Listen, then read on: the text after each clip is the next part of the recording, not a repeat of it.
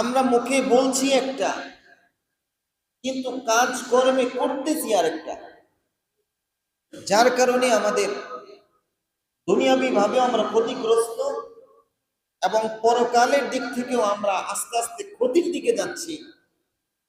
ভালো কিছুর দিকে আমরা আগাতে পারছিও না, যেতেও পারছি না। কারণ আমরা বলছি একটা, করছি আরেকটা। এর বহু কারণ রয়েছে, যেটা আমরা মুখে বলছি কিন্তু সেটা কাজে কর্মে পরিণত করতে পারতেছি না। আমরা আমাদের মুখ দিয়ে হচ্ছে কিন্তু আমাদের কর্মে হচ্ছে না, সেটাকে আমরা বাস্তবায়ন করার চিন্তা ভাবনা সেটা আমাদের মধ্যে নেই।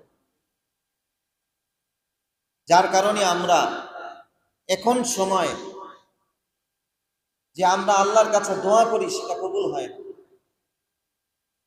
আমাদের বিভিন্ন ভাবে আমাদের কাছে আযাব গজব চলে আসতেছে।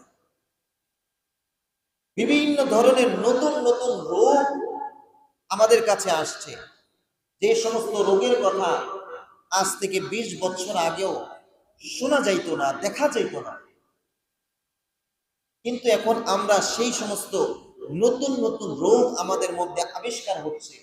এর দ্বারা মানুষ ক্ষতিগ্রস্ত হচ্ছে,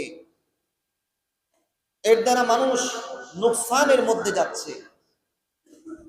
কারণ একটাই, যে আমরা মুখে বলছি কিন্তু কাজে কর্মে সেই কাজটি আমরা করে দেখাতে পারছি না, এবং সেটা চিন্তা ফিকিরিও নয়।